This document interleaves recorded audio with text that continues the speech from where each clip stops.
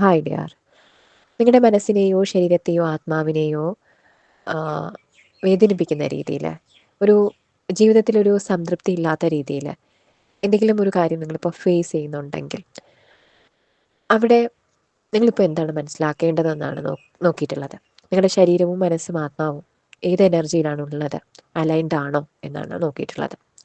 ഇവിടെ ഈ മനസ്സിൽ സംഘർഷങ്ങളുള്ളതായിട്ടാണ് കാണുന്നത്.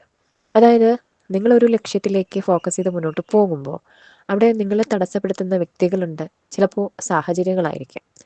അപ്പോൾ അതൊക്കെ നിങ്ങളെ വേദനിപ്പിക്കുന്നുണ്ട്. ഇപ്പോൾ നിങ്ങളൊരു പാഷൻ ഫോളോ ചെയ്യുകയാണെങ്കിൽ ആ പാഷന് മുന്നോട്ട് കൊണ്ടുപോകാൻ പറ്റാത്ത സാഹചര്യങ്ങളായിരിക്കാം നിങ്ങളുടെ ചുറ്റിലുള്ളത്. അതല്ലെങ്കിൽ ഏതെങ്കിലും വ്യക്തികൾ അതിനെ തടയുന്നുണ്ടാകാം.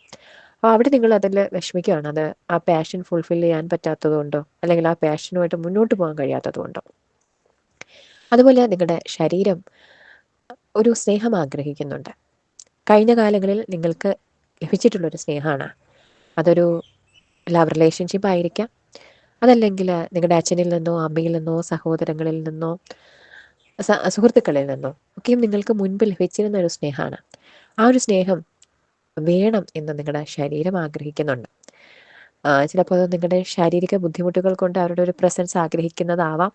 അതല്ലെങ്കിൽ ഈ ഒരു മനസ്സിൻ്റെ വ്യത കൊണ്ടും ആയിരിക്കാം അവരുടെ ഒരു പ്രസൻസ് നിങ്ങൾ ആഗ്രഹിക്കുന്നുണ്ട്, നിങ്ങളുടെ ശരീരം ആഗ്രഹിക്കുന്നുണ്ട് എന്നാണ് മനസ്സിലാക്കുന്നത്.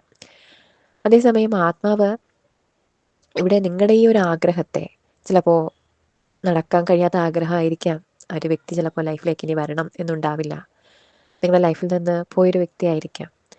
അപ്പോൾ ആ ഒരു ചിന്തയെ എന്താ പറയുക, ഒരു കടിഞ്ഞാണിട്ടതുപോലെ നിലനിർത്തുകയും അതോടൊപ്പം നിങ്ങളുടെ ഈ മാനസിക സംഘർഷങ്ങളെയും എന്താ പറയുക, മനസ്സിനെ അധികം വേദനിപ്പിക്കാൻ വിടാതെ ആ ഒരു മാനസിക സംഘർഷത്തിലും ഒരു സ്റ്റെബിലിറ്റി കണ്ടെത്തി മുന്നോട്ട് പോകാനായിട്ട് നിങ്ങളുടെ ആത്മാവ് ശ്രമിച്ചുകൊണ്ടിരിക്കുകയാണ്. അത്തരത്തിലൊരു നല്ലൊരു എനർജിയിലാണ് ഉള്ളത്. ഈ ഒരു ഇമോഷൻസിനെ അവിടെ റെസിസ്റ്റ് ചെയ്യാനെന്നതിലുപരി ആ ഒരു ഇമോഷൻസ് ഉണ്ട്. അതിനെ ആ ഒരു ഇമോഷൻസ് നേടിയെടുക്കണം, അല്ലെങ്കിൽ ആ ഒരു സ്നേഹം നേടിയെടുക്കണം എന്നുള്ളതിലേക്കല്ല ആ ഒരു സോള് പോകുന്നത്. ഓക്കെ, ശരിയാണ്, ഒരു സ്നേഹത്തെ ആഗ്രഹിക്കുന്നുണ്ട്, അതുവരെയുള്ളൂ. ഓക്കെ ഡിയർ, അത് എത്തരത്തിലാണ് നിങ്ങളിൽ റിഫ്ലക്റ്റ് ചെയ്യുന്നതെന്ന് ഓരോ വ്യക്തിക്കും അനുസരിച്ചാണ്, അത് എന്ത് റിലേഷൻഷിപ്പാണ് എന്നുള്ളതൊക്കെ അനുസരിച്ചാണ് വരുന്നത്. അപ്പോൾ വേറൊരു കാര്യത്തിലാണ് ആത്മാവ് നിങ്ങളെ ഇപ്പോൾ ഫോക്കസ് ചെയ്യാനായിട്ട്, അതായത് ഞാൻ പറഞ്ഞില്ലേ, അതായത് ഒരു ലക്ഷ്യമുണ്ട് നിങ്ങൾക്ക്, ആ ഒരു ലക്ഷ്യത്തിലേക്ക് ഫോക്കസ് ചെയ്യാനാണ് ആത്മാവ് നിങ്ങളെ ഗൈഡ് ചെയ്തുകൊണ്ടിരിക്കുന്നത്. അതായത് നിങ്ങൾക്ക് ഈ ഒരു സ്നേഹത്തിൻ്റെ പിന്നാലെയും നിങ്ങൾ പോകണ്ട, നിങ്ങളുടെ ആ ഒരു മനസ്സിൻ്റെ വ്യതകളിലും നിങ്ങൾ കുടുങ്ങിപ്പോകണ്ട.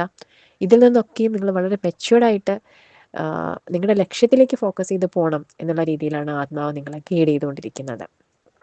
അപ്പോൾ കറക്റ്റ് പാത്തിലാണെന്നാണ് ഞാൻ മനസ്സിലാക്കുന്നത്. ആ ഒരു സ്ട്രെങ്തിൽ തന്നെ നിങ്ങൾക്ക് പോകാൻ സാധിക്കട്ടെ.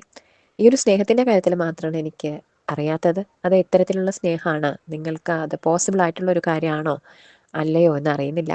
ഒരു പക്ഷേ നിങ്ങൾക്ക് ഇപ്പോൾ നിങ്ങളുടെ അമ്മയുടെയോ അച്ഛൻ്റെയോ ഒക്കെ സ്നേഹമാണ്, നിങ്ങളുടെ ഫ്രണ്ട്സിൻ്റെ സ്നേഹമാണ്, അത് നിങ്ങൾക്ക് ലഭിക്കാൻ സാധ്യതയുണ്ട്. അവർ നിങ്ങളുടെ ഒപ്പം ഉണ്ടെങ്കിൽ അത് തീർച്ചയായിട്ടും നിങ്ങളത് അത് നിങ്ങളൊരു ടൈം കണ്ടെത്തുക അതിന് വേണ്ടിയിട്ട്. അതല്ല എങ്കിൽ അതല്ലാത്തൊരു സാഹചര്യം ആയിരിക്കാം. ആത്മാവ് അത്രയും അവെയർ ആയിരിക്കുമല്ലോ.